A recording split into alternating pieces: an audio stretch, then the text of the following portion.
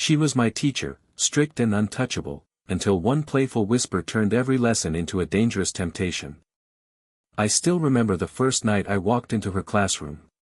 It wasn't the kind of place where romance should even cross your mind, just rows of desks, chalk dust clinging to the air, and tall windows letting in the dim glow of streetlights.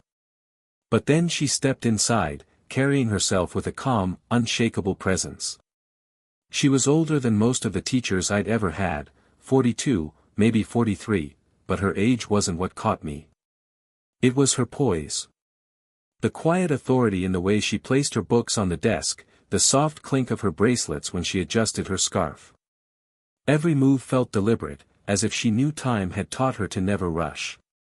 I was 24 back then, young enough to still second-guess myself, yet old enough to notice details I might have missed before. The way she said my name, for example. She had a habit of pausing for just a beat longer when she called on me, as if testing whether I was really paying attention. And I always was. Not because of the lesson itself, but because her voice, steady, low, and measured, made even the driest lines of poetry sound like secrets being confided. That night, I fumbled an answer. The class laughed softly, but she didn't. Her eyes found mine, sharp but not cruel. "Focus," she said simply. Just that one word, but it carried weight. I straightened up, embarrassed but strangely stirred by the firmness in her tone. I couldn't tell if she was disappointed or amused, maybe both. Throughout the evening, I kept catching myself watching her when I should have been writing. How she tucked a strand of hair behind her ear when it slipped loose, how her gaze swept across the room but seemed to land on me more often than chance should allow. Every time her eyes lingered, even for a second, something inside me shifted, like a string pulled tighter, humming with energy. By the time class ended, my notebook was a mess of half-written lines, but my mind was alive. I couldn't decide what unsettled me more, the fact that she'd corrected me with such effortless authority, or that I found myself almost wanting her to. She carried a kind of strength I wasn't used to, and for reasons I couldn't explain, I was drawn to it. Walking out into the night air, the words still echoed in my head, "Focus." And though I didn't know it then, that single command was the spark that would change everything. The next week, the air in the classroom felt different. Maybe it was me, carrying the memory of her sharp command echoing in my mind, or maybe it was her, moving with that same unbothered grace that seemed to quiet the room without effort. She began class the way she always did, rolling up the sleeves of her blouse just enough to keep chalk from smudging, her bracelets catching the light every time she moved her hand across the board. There was something hypnotic about the rhythm of her gestures, the cadence of her voice as she explained themes and symbols. But my focus wasn't on the lesson. It was on her. She noticed, of course. She always did. Halfway through the hour, she turned sharply, chalk still in her hand, and let her gaze rest on me. "Don't make me repeat myself," she said. It wasn't angry, not exactly, just firm, like a rope being pulled taut. The other students chuckled, shifting in their seats, but I didn't look away. Instead, I let the corner of my mouth curve into the faintest of smiles. The kind that says I know I'm pushing the line, but I'm doing it on purpose. And then, before I could second-guess myself, I leaned forward slightly, lowered my voice so only she could hear, and murmured, then whisper it in my ear. It was reckless. Stupid, maybe. But in that moment, it felt necessary, like if I didn't say it, the tension that had been building between us would suffocate me. Her reaction was subtle, but it told me everything. She froze for just half a heartbeat, her lips parting as though a reply had formed but stopped itself. Then, just as quickly, she recovered. Her jaw tightened, her eyes narrowing into something unreadable. She turned back to the board as if nothing had happened. But I saw it. The pause. The hesitation. The flicker of something she didn't intend to show. The rest of the class passed in a blur. Every word she spoke seemed weighted now, every glance charged. She avoided looking directly at me, yet I could feel her awareness stretching toward my corner of the room like an invisible thread. When the bell finally rang, I lingered for a second, waiting for her to call me out, to scold me for my boldness. But she didn't. She just stacked her papers with steady hands, lips pressed in a line that wasn't quite a frown, and wasn't quite a smile either. I walked out knowing one thing for sure: I'd unsettled her. And the thought left me both exhilarated and hungry for more. The classroom always felt different once everyone had left. The chatter, the scraping chairs, the shuffle of footsteps down the hall, all of it faded until only silence remained. That night, I lingered, pretending to straighten my notes as the last of my classmates slipped out the door. She stayed behind too, carefully stacking essays, her movements unhurried as if she had all the time in the world. I knew I should leave. But instead, I stalled. There was something magnetic about the quiet moments when it was just the two of us. The authority of teacher seemed to loosen, and she felt more like a woman simply existing in her own world. She glanced up, finally noticing me still at my desk. "You're still here?" Her tone wasn't harsh, more curious than anything. I gave a small shrug. I wanted to make sure I understood the reading. Her eyes softened, though a faint smile tugged at the edge of her lips, like she didn't quite believe me. Still, she stepped closer, setting her books on the desk beside mine. "Show me where you're struggling." Her perfume drifted toward me as she leaned over, faint but unmistakable, a mix of jasmine and something warmer I couldn't place. The lamp on her desk cast a golden glow across her cheekbones, softening her usual sternness. I pointed at a passage, though my focus was nowhere near the words. She explained patiently, her voice low and steady. As she leaned closer, the fabric of her sleeve brushed against the back of my hand. It was the lightest touch, barely there, but it sent a jolt through me all the same. I don't think she noticed at first. But then, as she straightened, her gaze caught mine. It lingered a second too long, and in that pause I saw it, the awareness. The same current I'd been feeling since the first day. "You're paying attention now," she murmured, her eyes searching mine as though to test how much I really understood. "Only when it's you explaining," I replied before I could stop myself. Her lips pressed together, not quite a smile, not quite disapproval. She collected her books, but slower this time, as if considering something unspoken. When she finally turned to leave, she paused at the door, her hand resting on the frame. "Don't stay too late," she said softly, almost like an afterthought. But the way her voice lingered, it didn't feel like a dismissal. It felt like an invitation wrapped in caution. And that night, walking out beneath the pale glow of the moon, I knew the classroom was no longer just a place for lessons. It had become the space where something fragile, and dangerous, was beginning to unfold. It was late again. The kind of night when the halls were empty, lockers echoing with only the sound of our footsteps. I had stayed behind, telling myself I needed more time to finish an essay, but really, I just wanted to see if she would linger like before. She did. Her papers were spread across the desk in neat stacks, though I noticed she wasn't reading them. She was staring out the window, her chin resting lightly on her hand, lost in thought. The street lamps outside painted silver streaks across her face, softening her usual poise. I hesitated before breaking the silence. "You look different tonight. Not the usual you." She turned slowly, raising an eyebrow, but her eyes lacked the sharpness I'd grown used to. "Different how?"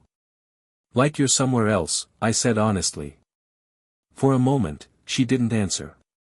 Then, almost reluctantly, she leaned back in her chair and let out a quiet laugh, the kind that wasn't born from humor but from the need to cover something fragile.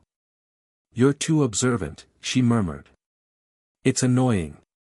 But she didn't mean it. I could hear the weariness in her voice. When she finally spoke again, her tone was softer. "Teaching wasn't supposed to be my forever. I used to dream of writing, books, essays, anything that meant more than correcting other people's." She tapped the stack of papers with her finger. "But life has a way of redirecting you." I stayed quiet, letting her words hang. She wasn't talking to me like a student anymore. She was talking to me like someone she trusted to listen.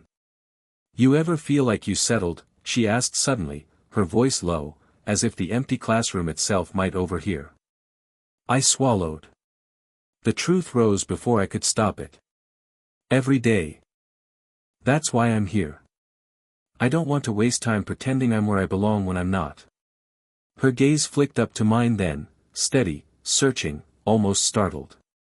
For the first time, I saw the woman behind the teacher. Not untouchable. Not perfect. Just, human. Her hands fidgeted with the edge of her scarf, folding and unfolding it without reason. "You shouldn't say things like that to me," she whispered, but the tremor in her voice betrayed her own uncertainty. I leaned forward slightly, not close enough to cross a line, but close enough for her to feel the sincerity in my presence. "I'll stop if you want me to." She didn't answer. She only looked away, her silence heavy but unbroken. And in that silence, I understood something. Her authority was a shield, but it was starting to crack. And I was the only one who had noticed. The classroom was quieter than usual that evening. The radiator hissed faintly, the ticking clock overhead filling the pauses between her words. Most of the class had already packed up, their footsteps fading down the corridor. But I lingered, just as I always did, pretending to sort through papers I barely touched. She remained at her desk, gathering assignments into neat piles, though I noticed her movements were slower than usual. It felt deliberate, as if she too was stretching out the moment before the night swallowed it away. When the last student left, she finally looked at me. "You've been distracted again," she said, her tone even but her eyes narrowing ever so slightly. "Do I really need to keep repeating myself with you?" I knew what I should have done: bow my head, apologize, pack my things. But instead, a smirk tugged at my lips. The word slipped out almost on instinct, "Then whisper it in my ear." Her eyes widened just slightly. It wasn't shock, not fully. It was recognition. Like I had given voice to something she'd already been trying not to think about. For a long moment, she said nothing. The silence between us thickened, filled only by the steady hum of the lights overhead. My heart pounded so loud it felt like she must have heard it. And then she broke it, not with the reprimand I expected, but with something softer. She leaned forward, resting her hands lightly on the desk, and whispered my name. Just my name. Low. Deliberate. The sound of it barely traveled across the space, but it carried more weight than any lecture she had ever given me. I froze. Her voice, stripped of authority, sounded different, gentler, almost tender. It wasn't meant for a classroom. It wasn't meant for anyone else but me. I swallowed hard, fighting the urge to close the distance. "Say it again," I whispered back, the words trembling out of me before I could stop them. Her lips curved, just faintly, into something that wasn't quite a smile. She straightened, regaining her composure, but her eyes betrayed her. They flickered with conflict, caution and desire woven so tightly together neither of us could pull them apart. "I shouldn't encourage you," she said at last, her voice steadier now, though softer than before. And yet, I let the words trail off, leaving them unfinished, because we both already knew how the sentence ended. She didn't reply. She only looked at me, her silence more revealing than any confession. And in that silence, everything between us shifted, no longer imagination, no longer one-sided. It was real, unspoken, but real. The final week of term carried with it a strange weight. The class felt more like a countdown than a collection of lessons. I could sense it in her voice, too, measured, steady, but with an undertone of restraint. Each glance between us seemed to hold back 100 unspoken words. When the last class ended, the others filed out with their usual noise. I remained seated, waiting for the room to empty until it was just the two of us. She closed her notebook slowly, her hands lingering on the cover as though she needed the weight of it to steady herself. "You can't keep staying behind," she said softly, not looking at me. "It'll give the wrong impression." I hesitated, then stood, walking closer to her desk. Maybe the wrong impression is the right one. My voice was quiet but certain, as if the weeks of holding back had distilled into a single moment of clarity. That finally made her lift her gaze. There was no sternness left, no shield of authority. Just her eyes, tired, searching, but alive with something I'd only glimpsed in fleeting moments. "Do you realize what you're saying?" she asked, almost a whisper. I nodded. "Do you?" For a beat, she said nothing. The tension hung heavy, but it wasn't sharp anymore. It was warm, intimate, like standing on the edge of something fragile but real. She sighed, almost smiling, and shook her head. "You're too young to understand the cost of things like this." I took another step closer, my hand resting lightly on the desk beside hers. "Maybe. But I understand what it feels like when something matters." Her fingers shifted then, hesitating before brushing against mine. The touch was small, almost accidental, yet deliberate in its intent. She didn't pull away. Neither did I. Our hands stayed there, side by side, connected in silence. "We can't give this to the world," she said quietly. "They wouldn't understand."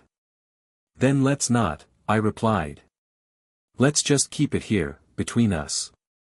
Her lips pressed into a faint smile, the kind that carried both sadness and relief. "Our secret," she murmured. "We didn't embrace, didn't kiss, didn't make promises we couldn't keep. Instead, we simply sat there, her hand in mine, the classroom around us fading into nothing. It wasn't dramatic. It wasn't reckless. It was quiet.